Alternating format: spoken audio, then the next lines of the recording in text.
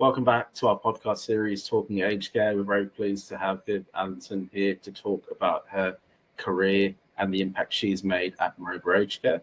Viv, if you could please give the audience an introduction to yourself. Viv Allanson. I'm a registered nurse. I've been working at Maroba for 31 years and I've been CEO for almost 25 years. That's great to hear, Viv. Thanks for joining us today. Over your 31 years at Maroba and I guess more than 25 as CEO, what's the biggest challenge you've seen in aged care? The biggest challenge or change? Biggest challenge. I think the amount of change has certainly been escalating over the 31 years, over 3 decades. So I've seen many different iterations of aged care legislation and aged care programs.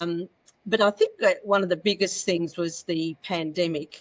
That really did a massive shift and changed the game on so many fronts, and we're still, of course, the pandemic hasn't gone away, even though people would want us to believe it has.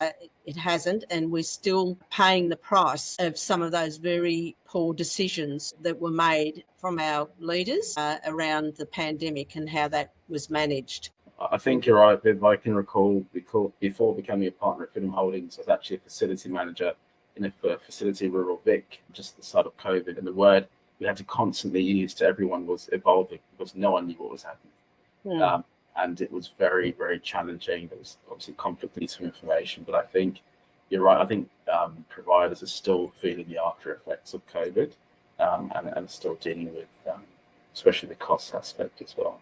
Yes, absolutely. I wanted to ask you now, Maroba is known for excellence. What key values or initiatives set it apart? I think it's our culture, and I think it's interesting that you said we're known for excellence. I always tell people that we certainly aren't the best and we aren't always excellent, but we're doing our best. And we have a heart for the work that we do. It's not a business to us, even though it's a very complex area to run an operation. We think of ourselves as more of offering a service to humanity, a service to older people. And I say humanity because we're finding that over the years, the robustness versus the frailty and resilience of staff has certainly changed. So we're providing a service to all of those that come through our doors, whether it's on the workforce or whether it's a resident or a visitor or a volunteer. That's great. See, I think it's so important to turn up at any stakeholders. Of the days when the older standards, the commission would come out and the nice cushions, the air fresheners would come out. You need to be presentable all the time. You need to be, we use those words, right, accreditation ready every day. Yeah, and I think you need to have a vision. And Maroba, we've had a very strong vision for a very long time. And Maroba's heart of service was founded 70 years ago by a gentleman who was an ostler. Now, most people don't know what an ostler is, but it's someone that looks after horses. So it means the person shovels the horse droppings. But that person dared to have a dream. They dared to share the love of people with their church and said, I believe we should be starting an aged care service to give back dignity to the older women and widows in our church and in our community. Now, that church board didn't say, well, who do you think you are? You look after horses. You can't come in here and have these big ideas. No, they didn't. They said, well, gee, how can we make this happen? And 3 of the families mortgaged their homes to buy a cottage in Mayfield that was started, a 10-room cottage. It was an old maternity home, and it was called Maroba Rest Home for Elderly Ladies. So you had to be a lady to go in, I believe.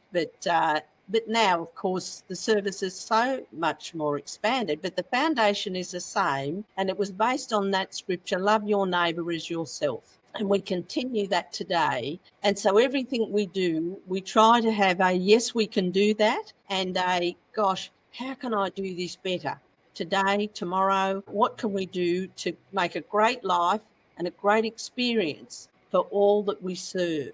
So I think that sets us apart. And I think too, we live and talk and breathe the vision and the culture that comes from the top. It's not just lovely words written on our webpage. And one of our values is creativity. And for us, that means that we are determining our preferred future. And that preferred future is based on what are the needs and aspirations, not just physical needs. See, the whole person, it's what are their aspirations for our residents and even our staff. So we want to know what their dreams are. We want to get behind their dreams and make those things happen for them and create an environment rather than waiting for permission to be told what we should and shouldn't do from the commission or the government. I think very valid point that you mentioned there, and obviously love your neighbour as yourself is just connotations there, but actually if you look at it, it's actually the Australian way, right? Like you always want to roll your sleeves up and help your neighbour out. Say good day, see if they're going okay, how they're travelling, and you want to help them out. So I think at the core of what you do, there's a real genuine desire to really make sure that you're delivering the best care that you can for a vulnerable aging population. And I'm really glad that you mentioned that forget the glossy websites and what people say. You actually deliver good care. That's what it's about. It's actually about good care, having those conversations. And even at the start when we talked about, Maroba being known for excellence, and I like what you said there, and that shows improvement all the time, that you strive for excellence. At times you may not be excellent, but you're always trying to do your best. Yes, and we're very transparent with our people and families, and people get very excited when they get a bed at Maroba and they tell me they think they've won the lottery. Well, I calm the farm and I say, well, look, I can make you a promise, we'll let you down. And they say, well, beg your pardon? And I say, no, can pretty well be confident that at some point we are going to let your family down or your mum down, because we don't know her as well as you do. We don't know her quirkiness. We don't know her well yet, and we're learning and growing into that relationship with your mum and your family, and that takes time, and there's can be missteps along the way. So I encourage our people. I said, I've promised you we'll let you down. Now, will you make me a promise? Will you promise me that as soon as things just seem not quite right, or your mum's saying things that don't add up, or you don't feel comfortable with, or you just find things aren't as we said they should be, just speak up. You don't have to keep a diary for 2 years and then go to the Channel 9 news. You can just come straight to us, and we want to make it right for you. And we make those adjustments along the way. And I have to say, for the most part, families can accept that. They say, okay, yeah, fair enough. We'll promise we will keep you informed. So we get emails, we get phone calls, we'll get a comment in the hallway from a family member. And that really makes a difference to us building a strong relationship based on care, emotional, psychological, spiritual needs of our residents. I think you're so right. And this comes, pre-open disclosure and what's best practice for complaints management. Is that saying I used to say to our families, if you think about something twice, it's enough for us to know about it. Please don't think it's small. We'd love to know about it and see what we can do. Even things like, the common one, lost hearing aids, and try your best. The families want to know what you've done. You might not be able to always find them, and it's not ideal, but they want to know your process and what you've done and what you've put in place to prevent it happening again.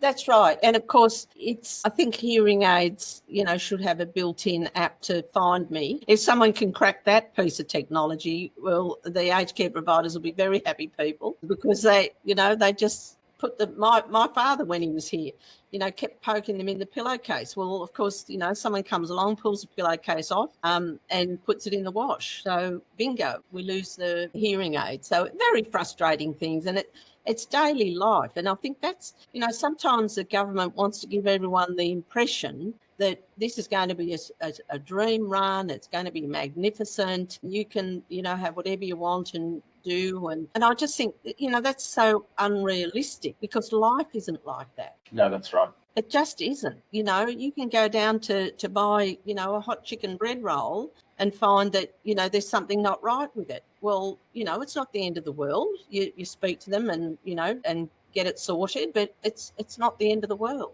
You're right. There needs to be a realism. I think, when families are coming into aged care, and of course it's a daunting time, it's a very stressful, emotional time. I think we need to align expectations with what can be done, with the staff and with the capabilities that we have. So I think once families are aware, you don't overpromise, you're sort of, 2 steps towards, creating a good experience. So Marcia, you've been called a game changer in the sector. What's one bold innovation that you're most proud of? Speaking the truth, apparently that's quite innovative. During the pandemic, and even before the pandemic, I'd often be called upon by the media to provide a comment on a particular reform or something that it may have happened in aged care. And I'd start saying to the journalists, they'd ring me from all over Australia and say, surely you can find a CEO in Perth, or surely you can find a CEO in Canberra that can give you a comment.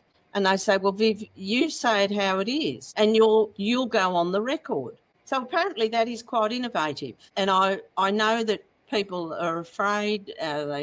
People are doing media training and all the rest of it to handle media. Now, I haven't done any media training as such. I'm comfortable speaking the truth, and I'm comfortable disclosing, where we get it wrong. But I'm comfortable in advocating for older people and saying it how it is. So taking on a Prime Minister for me was just a natural progression to. I was outraged at what was happening during the pandemic, and I thought, I can't sit down and, sit on my hands over this. And, I had to speak up. Now, but apparently that was something new and different, because people are afraid of the department, are afraid of the commission. And I think that, we're wanting to determine our preferred future, not wait for permission. But people are terrified of the commission. And I think being in human services, it's for the changes that I've seen over 50 years of being in healthcare is so detrimental,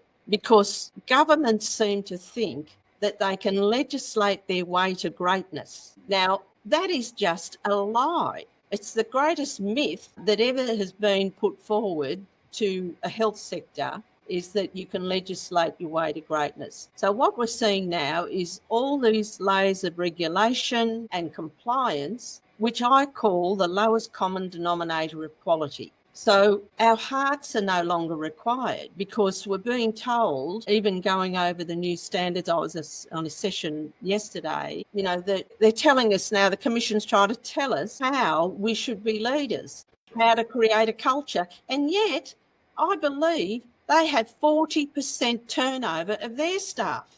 I'd like to see what the toxicity rating of their workforce is, or their disappointment rating is, and why can't they keep staff? Is anyone monitoring the on-the-job minutes of their employees that the taxpayer is funding? Yet they're now trying to tell us how we should create a positive culture. And I think, being a CEO and being present among the people is what helps build the culture that you desire. Now, if you're a crummy or an ordinary CEO and you're only worried about the bottom line, well, that's the culture you'll create. Right. You'll reflect, you look in the mirror of your organisation, and what do you see? And what do you see in that reflection?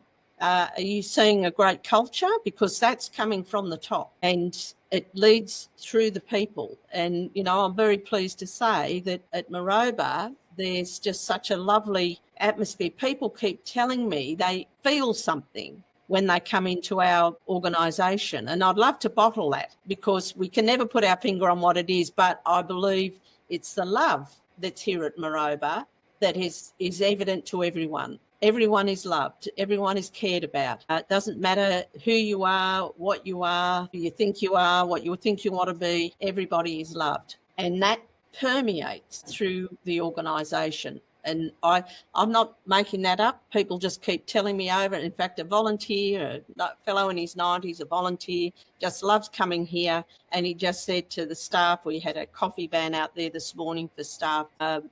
And, he just said, this place is love. It's love everywhere. And I think, well, gosh, isn't that a great foundation to build your culture in a human service? Not compliance, because, that is driving those with heart out of the sector, because we're just overwhelmed with more compliance. And I have to say, I haven't had one single resident tell me that the compliance that we're meeting is making a difference to them at the bedside.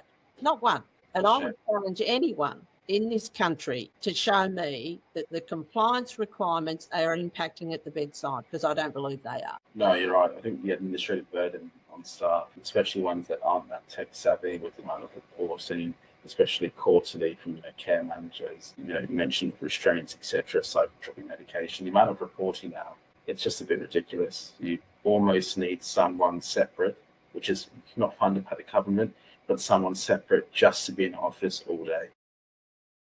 Well, it's not just one. There's so many layers of compliance reporting that they're all unique and quite technical. And I believe, when they're doing these audits on the care minutes, the hours that it's taking, because the format they're providing for you to fill in for them, for the government, doesn't match any formats that anyone's using. So it's very technical and tedious. And again, it's taking away administrative hours that could be helping with other things. I think, over the last 10 years, the increase in expenditure on administration is off the charts. It's a disgrace, really, when you think about, we need the money literally at the bedside. And whilst the government's putting in the care minutes, and now they're threatening to take money off us if we can't meet all the care minutes, I just think, golly, we can't take a trick. And it's not about, well, we just want to make money off the care minute. No, there's constraints across the nation around staffing and availability of staffing and the quality of the staffing. It's like, so these numbers aren't helping. It's like, it's whether you need it or not, you have to have it. And if you haven't got it, we're going to take it off you because you haven't met the average and whatever. It's just demoralising. And the people that have gone into a career because they love people and want to serve older people, they didn't sign up to that. And more and more are leaving. No, that's right. That's right. Just sidestepping here, going on a slight tangent. You've got some very interesting ears there. I've got young kids. I know that's Mickey Mouse. Can you talk us through that? So I'm retiring, and Maroba's planning a few special events, and today is the kick-off for International Happiness Day. They've got a Get Your Viv on. So staff are dressed up as some of the ways that I show up. Some have got the corporate uniform and grey wigs and getting around with their badges, the next CEO for Maroba, and others are dressed up as shopping in Macy's Viv, Hawaii Viv, Dog Mum Viv, Mickey Mouse Viv, for business class Viv. It's hilarious. You should see how people are dressed up. We've had a coffee cart in, and we'll have one in this afternoon. And I'm giving out chocolates. And these chocolates I use whenever I want to thank a staff member, I go out and I buy Marvellous Creation chocolates, because I think anyone that's chosen to have a go in aged care and make it their career path, they are marvellous. They're a wonderful creation, and that's my little gesture to say how marvellous I think they are, coming to work and being who they are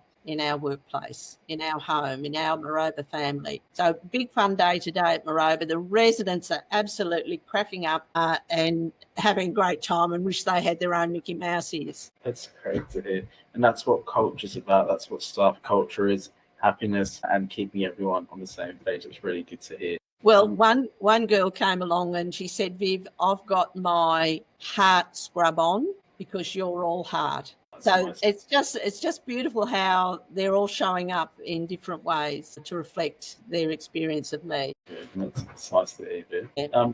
I was going to say that you've, for a long time, you've been a very strong advocate for older Australians. In terms of what would be your driver, what's your passion for this? Again, that love of humanity, and I think the nurse in me, it's just there. It beats away in my heart and my veins, and I just think we can do better for older people. And you've probably noticed the colour of my hair. I've reached pensionable age, so yes, you could say these days I have a vested interest, but when I was a young woman, I spoke up. I just thought I can't bear injustice for vulnerable people, and I'd stepped into aged care to make a difference. People would say to me when I left the public health system, I was youngest assistant director of nursing at Royal Newcastle, and I was in my 20s. And then when I did leave the Royal, everyone said, you're committing career suicide going into aged care because you've got a great pathway ahead of you. And I said to my friends that were saying that, I said, so you don't want the best for your nan? And that silenced them. They said, well, yeah, actually we do. I said, well, I'm going to give them the best that I've got.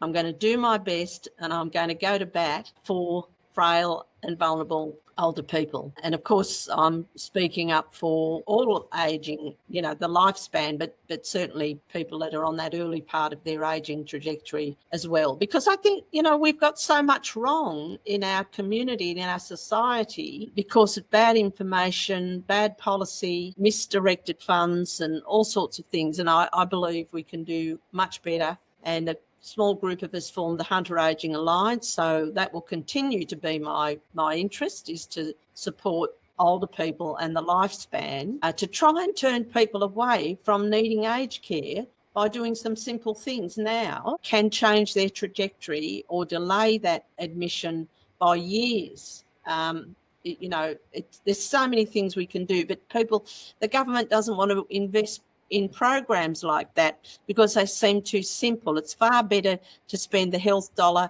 in the emergency wards when they're blaming older people for blocking all the beds and stopping the surgery lists and all of those kind of things. That's easier to have that sort of a policy than it is to fund simple exercise programs, preventative health measures, health education. That seems too simple, so we won't fund it.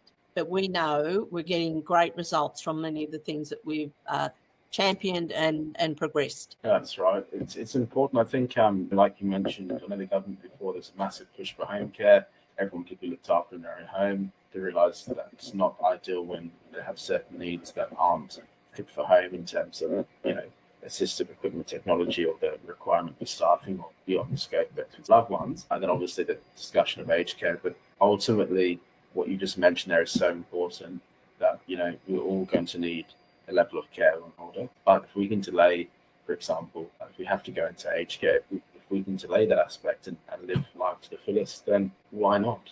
Why not? Why not? I think sometimes we put ourselves in boxes. Like even, my kids the other day were running and I said, Dad's too old to run after you. But we seem to think that as we get older, we can't do things, and we put self-limiting sort of tags on ourselves. Yes. But I think, we need to be aware that we can. We should be grateful and continue. And I just wanted to touch on leadership, because I know we spoke about this before, but you emphasize influence and storytelling in leadership. How has this shaped your approach and how you lead your team? Well, I don't believe I planned it that way. I haven't planned anything. I haven't planned to speak. I haven't planned to be in the media. I haven't planned any of that. And I know that some people have coaches that will, how do you get into the media? How do you get a profile? All of that. Well, I've done no planning around that. It's been organic. It's just happened because I think of who I am and what I'm prepared to speak up for. And when I enlisting people to sign up to our vision, I just naturally tell a story. I tell stories a lot, but it's not intentional. The story just comes out. And I think it's important if we are natural storytellers, not programmed storytellers. Yes, you can learn it, I guess, but it's so much more effective and enjoyable. I love telling a story. And that influences. I bump into people that heard me speak 25 years ago, and they can tell me what I said.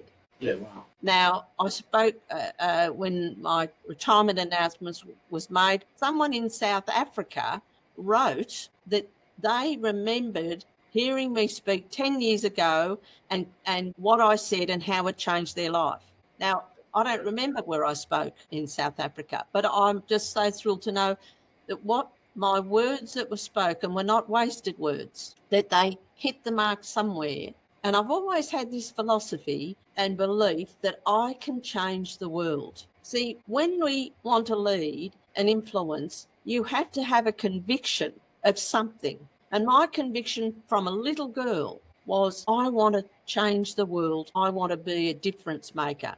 And how do I do that? One day, one person at a time. So when I hear stories of people that have heard me speak somewhere about something, and I get asked to speak at many different things, not just nursing or healthcare or aged care programs or conferences, I just think, wow, there's the one day, one person at a time changing the world. And storytelling is very powerful if you've got a heart story to tell. People often think they're telling a story, but they're sharing a lot of facts. The story is the heart story. And that is what influences people. I don't have big programs of cultural influence to influence people here at Maroba. I don't have programs where we drum the vision and the mission and the values into everybody.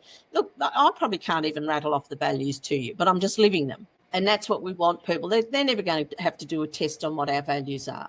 But I can see as they walk around and take the hand of an older person or put their arm on their shoulder, that's the test of the values for me. Correct. And they see me do it. I think sometimes I'm the most hugged CEO in the country because residents and staff, I mean, even this morning, the hugs that I've had this morning is just amazing. I mean, how could I not want to come to work and to share that love, to think that, God can use somebody like me and, to just to love people and genuinely care about their needs. And these residents here and our staff know if someone's going to care, it's going to be Viv. It's going to be Maroba. He's going to care. And they all feel comfortable with the language of we're part of the Maroba family. We're in the family. So even if you get to volunteer here, you're part of the family. If you get to be a relative here, you're part of the family. And everyone's treated like a family member. And family members, don't they? They have warts and all. So I treat people like the family. And if the warts are showing up, well, we have that conversation and we make an adjustment. And sometimes we do say, look, we don't seem to be meeting your needs. Have you thought of going somewhere else? And sometimes that's a great conversation. That can be a liberating conversation for people. Correct. I agree. And I know you spoke about this before because I know a lot of CEOs in the sector that do have life coaches. They've got business coaches. I like to talk about media training. On the subject of mentorship, I know that's important to you, but what advice would you give to future leaders in the sector? Well, I think it's important that you have a role model. And particularly for emerging leaders and younger people, have someone in your life that you trust, that you admire, that is doing a great job, that you can lean into.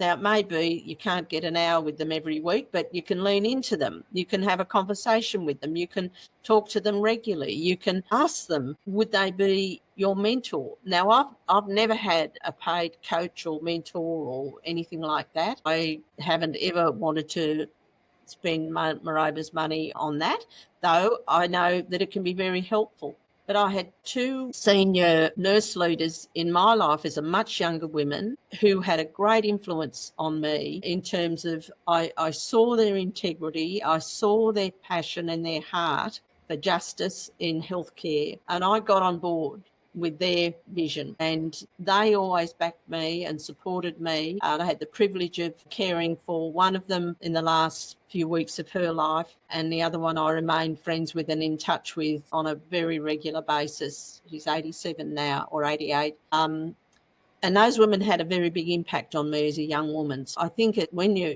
younger, in the early stages of heading towards leadership, it's really important to have that influence in your life that will keep you on track and guide you and give you some speed humps if necessary, just some sound advice. I mean, I've mentored informal mentoring over many years, and many people in healthcare and even business people have come to me for advice that from a sphere that I don't know anything about, but they've gone away with some advice. And I think it's important for people to recognise they need that advice. Now, I've got a few people that I talk things over with, so it's not that I don't need coaching or guiding or mentoring. I do, but I find that when I'm sharing my life with others, there's a feedback to me in adjusting my thoughts and feelings and whatever. So that mentor relationship can go both ways, even from an inexperienced person can be helpful. So I think that's a great step, because when you think about it, the majority of people that are senior people that are accessing those paid business coaches and mentors and so forth, males. Women in the health sector rarely get to have paid support in their careers. So I strongly suggest, particularly for women, to find that friend in leadership. No, that's right. I spoke to a lot of my colleagues in the sector. As the sector is very small, and I spoke to quite a few of my colleagues, some who have retired now, and especially my female colleagues. And what they did say to me is um, that when they hit the age of 50, sometimes they feel like they're invisible in the workforce, and it's not the same for my male counterparts, because they're fine. They're on boards, they're CEOs, they're chairs of boards, but it seems that when females get to the age of 50, sometimes they seem visible in the workforce, and there seems to be a lot of ageism that comes about. What are your thoughts on how we can combat this and how we can have equality and equity in terms of how we... Well, I don't know if I'll see it in my lifetime, but I would like to think we could have equity, but there isn't equity. I mean, you look at healthcare and you look at the proportion of women working in healthcare, and the percentage then is disproportionate of the males in leadership. Now, some of them are very good, and yes, they've earned their position, but what I find is women will look at a job description or an ad and they'll say, gosh, I feel only confident in 90% of these areas, so I better not apply. Whereas a guy will look at that and say, gosh, look, I can fake it till I make it. I'm probably comfortable with 30% of this stuff. I'll give it a crack and they'll get the job. So I encourage women to have a look at that ad or that job description. So give it a crack anyway. I have a philosophy. I don't want to die wondering. So I'll give it a crack. And you always learn something when you give something a crack. And so but women will continue to miss out because there's a bias, and that, men will often be preferred. And I know that might be offensive to some guys. It's a reality. It is the reality. I mean, the judge is in on that, and the science is in, and the stats are in. It's the truth. And yet there are so many competent women out there emerging or waiting they're in the queue, but, won't get a look in. And one of the things that I'm seeing at the moment is when you talk to recruiting people, there's this idea that, oh no, you need to be an experienced CEO to get this CEO job. Now, I just think, bollocks. I mean, that is just absolutely ridiculous, because that's then saying, well, okay, so the majority are already men. Let's keep promoting more men, move them around, because aged care is doing so well, isn't it? Let's keep moving those CEOs around to other places to do as well as they've done in the last place. I think, yeah, genius. I wasn't a CEO when I was asked to be CEO. In fact, I said to them, I think you should find someone that can add up and spell, because I don't do that. And they said, no, we love your care approach and we want you to hire in someone that can add up. So I did. But yes, I can get my way around a budget, of course, but my primary focus is the care. So I think that that notion that you have to be an experienced CEO to get a CEO job is fraught with lack of imagination and fraught with a collapse of the future, because there's this whole group of emerging leaders that are senior executives ready to have that next step, only to be told, no, we need an experienced CEO. Now, for a big corporation, yes, I get that. But for some of these smaller organisations, I think we could take a risk and say, well, look, that risk is very low. Why don't we see what some new thinking can do? Because, the traditional thinking of CEOs isn't doing that great. Why do you think we've got so much legislation and compliance we have to meet? Because it hasn't been going great. Let's bring in some new blood, new thinkers, people that haven't been boxed into a CEO role and how to be a CEO. I've been making up how to be a CEO for 25 years, and I'll still be making it up the day I walk out. It's fun. It's exciting, because I wasn't put in a box. And I think there's a real risk to the future. So we'll have this generation of people ready to be CEOs, have been denied, and then they'll fall away. And then, wait a minute, all those old CEOs that we kept moving around have retired. Where's the next one? Oh, well, no, nobody's ready. We're not going to have them. And yet I think we're all these HR people that are supposed to be experts in the pipeline of future employment. So they're not thinking. They're just thinking that, let's just keep moving CEOs around.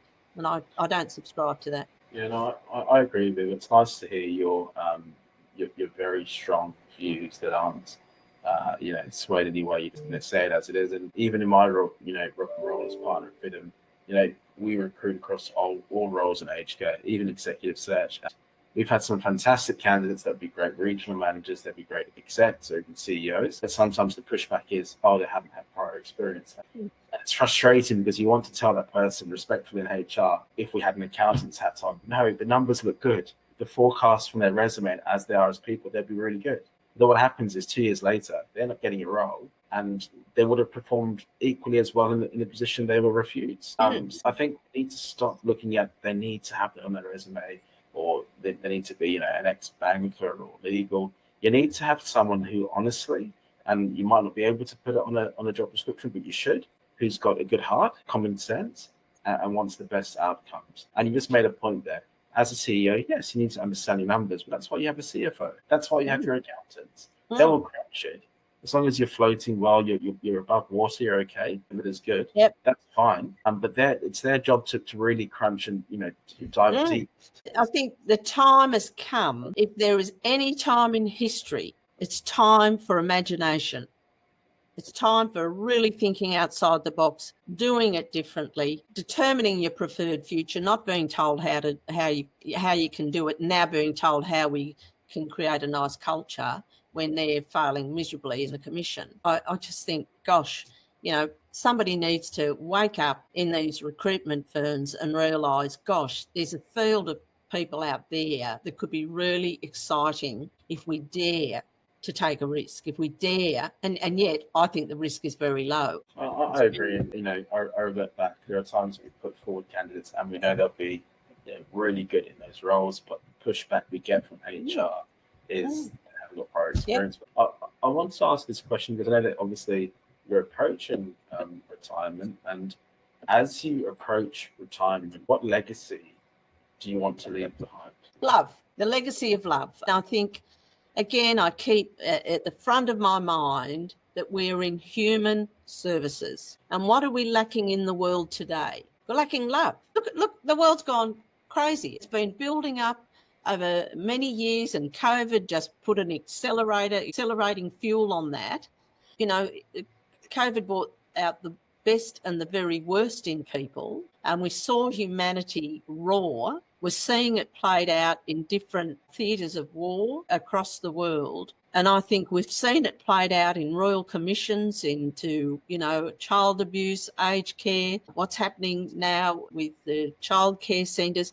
I think if the legacy of love, I don't care if people never remember my name, but if they can remember how to spell LOVE and deliver it and really experience it and share that, then I think that's going to change the world. That's going to change how aged care is done, how disability care is done, how childcare is done. If there's real love, you listen to those dreadful scenarios and you think, well, okay, now where was love in that equation? Well, it didn't exist. But if we can really share love and help people to experience love, because people are coming from brokenness. Their lives are broken. Their households are broken. Their families are broken down. They don't know what real love is. If we can share that, if we've been fortunate enough to know what it's been like to be loved, and we can share that with another human being and then another and then another, that's what will change aged care.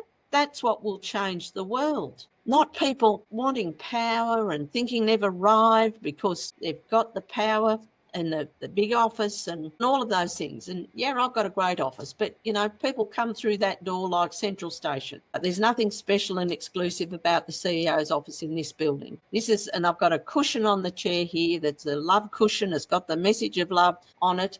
And people come in here and they say, oh, wow, I'm here, and they relax immediately. Nobody's afraid of seeing the CEO in this organisation, even when I have to sack them, I've been hugged and thanked because I care enough about people to do something about the trajectory they're on. And at the sign on my door, before you enter this door, it says out loud. So I promised the staff at Maroba, the very first meeting I called as the Director of Nursing here at Maroba, and some of those staff are still here, I said, I'm going to make a promise that I'm going to make myself redundant, which is French for I'm going to raise everyone else up to be the leaders so I can be redundant.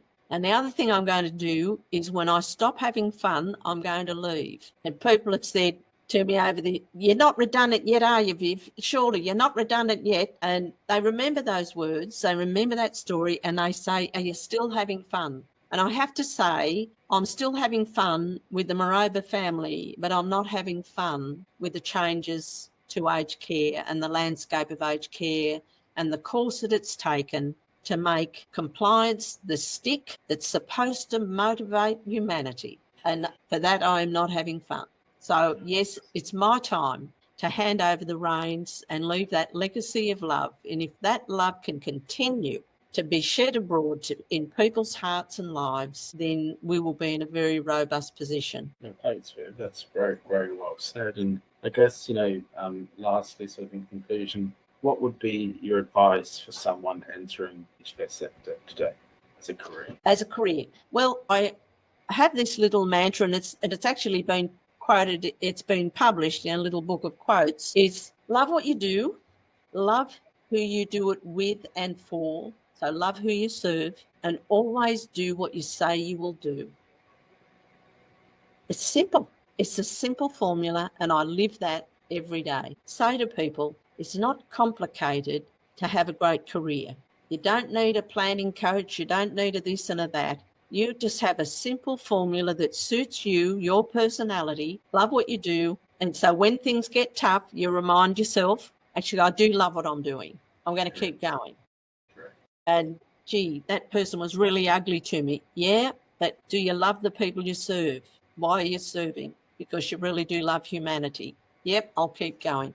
When you slip up and someone says, gosh, you said you were going to do such and such, you go back to the drawing board and say, gosh, yes, I don't want to be a flaky person that says I'm going to do it, I'm going to do it, I'm going to do it. Always do what you say you will do. And I hold myself to account on that, and the people around me know to hold me to account on that. So my memory's not as good as it used to be. So that sometimes they'll remind me, oh, Viv, you said you were going to do such and such. Thank you for reminding me. Yes, I will be doing that. So that's my last bit of wisdom and for some it's not very wise, but I can tell you with a 50-year career in nursing and healthcare, that's been a simple, easy formula for me. Yeah, that's right. Well, I just want to say, thank you for being on our podcast here today. It's been an absolute pleasure. And I also want to wish you well for your retirement. You've been an integral part of Maroba, the present, the future, but you've also been a strong advocate in the sector, very well respected the sector. And with you leaving the sector and human services industry, I believe we'll be poorer for it. But we want to wish you well for your retirement. Thank you so much. It's been great to be with you, Mark. And for the first time meeting you, you made me very comfortable, straight up. So thank you. Accepting my Mickey Mouse ears, you get to interview a Mickey Mouse CEO. Thank you. Thanks so much. Okay.